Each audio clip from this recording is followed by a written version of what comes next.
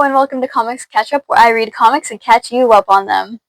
Today we have Kingdom Come. I have been living for these DC Compact Comic editions, so don't be surprised if one or two may pop up in the future again. But yes, I read Kingdom Come, written by Mark Waid and penned by Alex Ross, with lettering by Todd Klein and co-plot also done by Alex Ross. Alex Ross popped off with this comic, and he always pops off with his art, but this is on another level.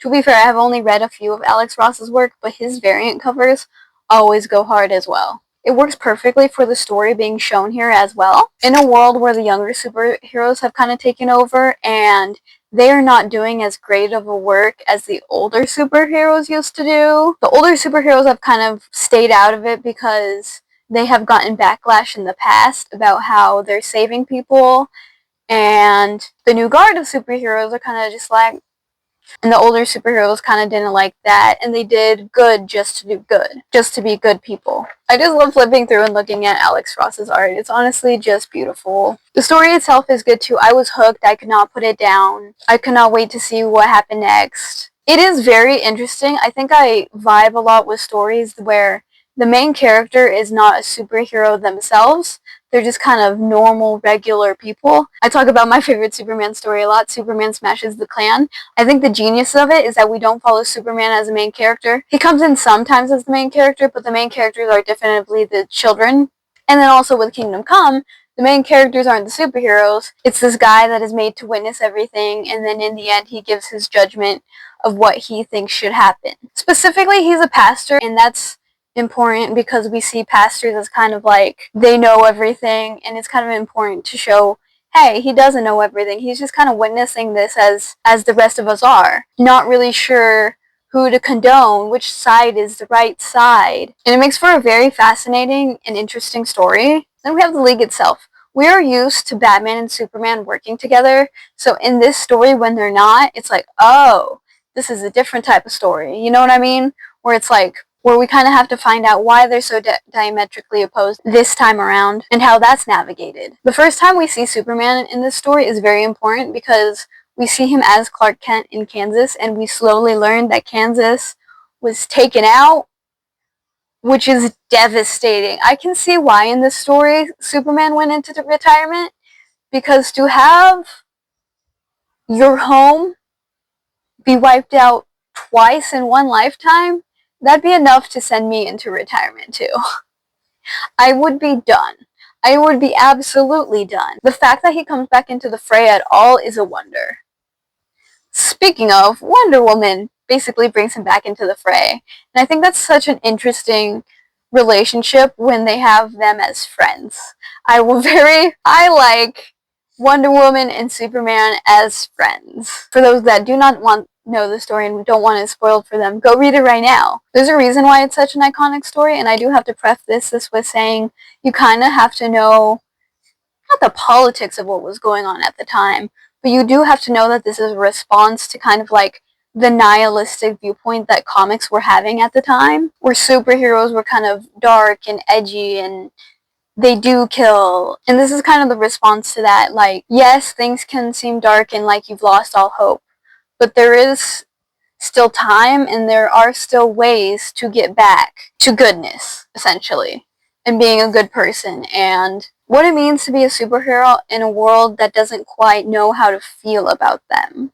It's essentially the plot of The Incredibles when you think about it, but done much differently. They take a much different approach, obviously a more adult approach. You're gonna see more graphic things than you would see in a children's cartoon. The end of the day, which I'm surprised the amount of stuff they got away with in The Credibles, but we're not talking about The Credibles. We're talking about Kingdom Come. I'm now going to be talking about more of the spoilery parts, so if you don't want to hear any of that, please leave now. I think the role that Shazam or Billy Batson takes on is heartbreaking in this. The fact that he basically sacrifices himself for the good of both sides, mankind and superhero kind, is tragic and heartbreaking.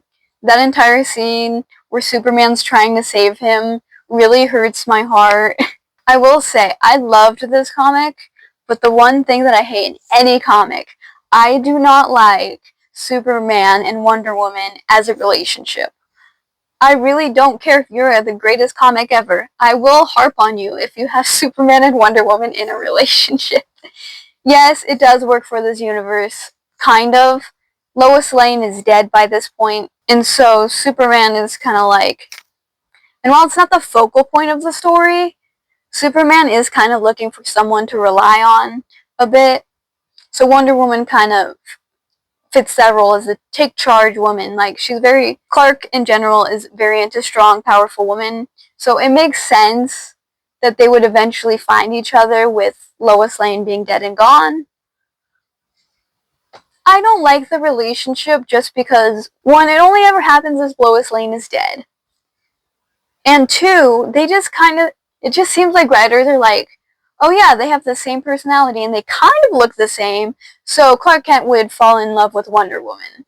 It's like, I just cherish their friendship a lot more than them ever having a romantic relationship. So adding that on, tacking that on really doesn't do a lot for me. I can see other people who would like it. I just don't. I don't find it a good tie. Especially in the end when they're having a baby together. I'm like, okay. Why do I care? That's evil, that's mean. I absolutely love the world building. I love that they just go to Booster Gold's restaurant. I love how that's a focal point as well. I think it's really cool to just reference minor characters here and there to feel like we're deep in the world of DC. But yeah, I enjoyed this book a lot.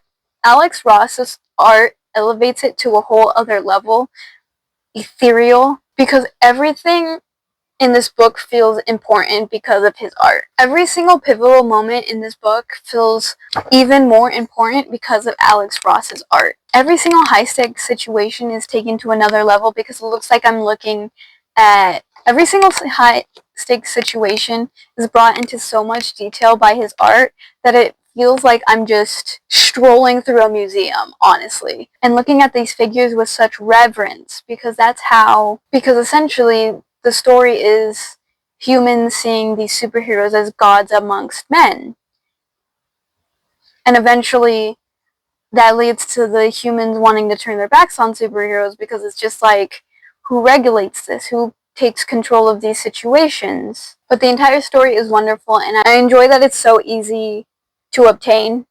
It's affordable. I also love the commentary on superheroes are not perfect. They make mistakes, and even though we see these heroes as important figures, a lot of them are still only human, right? They make mistakes and they try to rectify these mistakes, and sometimes it doesn't go so well. As the old guard of superheroes kind of come in to teach the young guard, hey, you're being kind of brutal. You're not doing this the correct way. Superheroes should not make people live in fear and all that. And again, I love that this is told from the perspective of a normal person. We see it through the eyes of the pastor and we're living that story through him. I also love throughout the story that he's like, hey, this is a lot of pressure to put on one person. How am I supposed to choose in the end what side is the best side or whatever? And they're just kind of like, deal with it. That's kind of your destiny now and you're just going to have to deal with it. I enjoyed Kingdom Come. I will definitely be reading more of these iconic stories. I think the next one that I'm going to do a mini review on is Superman Birthright. I finished that and enjoyed it a lot, but you'll hear my thoughts more on that in the next video, the next comics catch up. But now, thank you guys so much for watching. I would love it if you like, comment, and subscribe. I have other videos that you can watch. I'm working on making a lot more and getting into the groove, so if you could subscribe, that would be wonderful. But for now, I'll see you on the flip side. Goodbye!